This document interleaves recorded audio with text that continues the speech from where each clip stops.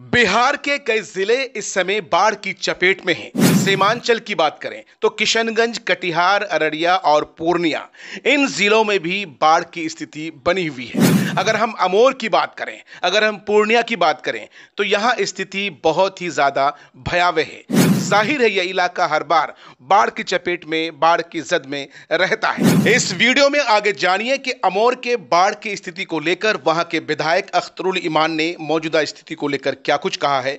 Video में आखिर तक बने रहिएगा।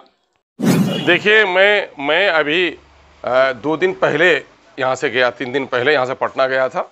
हमारी कमेटी की भी मीटिंग थी और इत्तेफाक से वहाँ पर कोसी बाढ़ नियंत्रण के तरफ से वेजिटेशन चला रहे हैं महेंद्र यादव जी, जो शनिचर एतवार को उनकी का वहाँ सेमिनार था, उसमें भी मुझे शामिल होना था।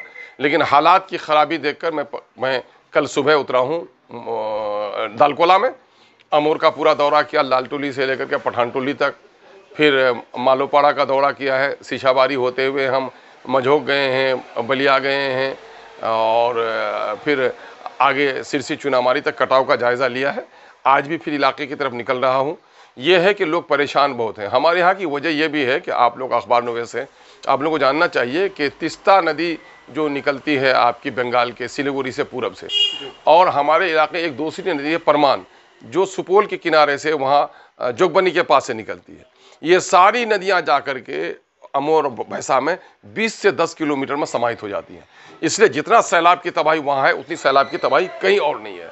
लेकिन अफसोस कि ये नीतीश कुमार का जो सरकारी चाकर लोग हैं, ये पाँव में अब तक मेहंदी लगाकर बैठे हुए हैं और अभी तक लोगों को जो खातिर खा चंद जगहों पर पैकेट वगैरह का इन लोगों ने इंतज़ाम किया है और आज भी कर रहे हैं, लेकिन खातिर खा जो उनका इंतज़ाम होना चाहिए था वो इंतज़ाम नहीं है।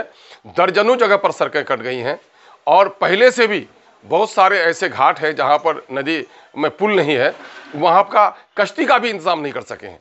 ये बड़ी धोखेबाजी के साथ मई के महीने में ये लोग मीटिंग करके कहते हैं कि साहब बाढ़ से निपटने के लिए सब तैयारी हमने कर ली है, लेकिन जब बाढ़ आ जाए तो टाइम फिश इनका मामला हो जाता है। भाग ताहिर एक गाँव है हमारा, लालटोली से सड़क जाती थी, कट गई है और आगे उसकी नदी बहती है, चारों तरफ से गिर गई है। एक यादव जी वहाँ डूब के मर गए, थर्मोकोल का बूढ़ा बनाकर वो पार हो रहे थे, डूब के मर गए। वो डूब के मर गए कश्ती के बगैर, उसके बावजूद भी वहां पर अभी प्रशासन के लोगों ने कश्ती का इंतजाम नहीं किया है। इससे ज्यादा सर्द मोहरी और क्या हो सकती है ना। हम लोग बेबस और लाचार है गोया इस सरकार के सामने में, क्योंकि सरकार का मंत्री खुद ही कहता है कि नौकरशाह किसी की नहीं सुनता। तो यहाँ तो सबसे ज्यादा अगर नीतीश कुमार ने बिहार का अगर चीरहरण किया है तो नौकरशाहों को उसने बादशाह बना दिया है। नौकरशाही, लाल फीताशाही का जितना बिहार में वो है, इतना पूरे इंडिया में कहीं नहीं है। इसलिए लोकतंत्र की हत्या कर दी है इस शख्स ने और आज लोग डूब के मरे। उसके बावजूद भी कश्ती वहां पर नहीं मिले, चारों तरफ घिरा हुआ है पानी, वहां पर उसका राशन का इंतजाम नहीं हो, रेस्क्यू बर वक्त नहीं कराया जाए।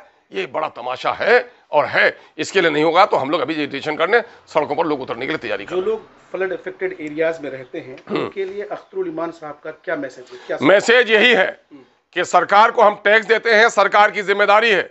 आम लोगों से भी मैं कहता हूं, जनप्रतिनिधियों से भी मैं कहता हूं, आपदा नियमावली तय है कि आपदा की इस घड़ी में प्रशासन की तरफ से क्या क्या मदद होनी चाहिए। नहीं की जा रही है तो डेरा डालो और घेरा डालो और इन लोगों के दफ्तरों को सील करो, सीओज के, एसडीओ के यहाँ जाकर के धरना देने का काम करो। ये आज मैं अपने लोगों को जगाने जा रहा हूं।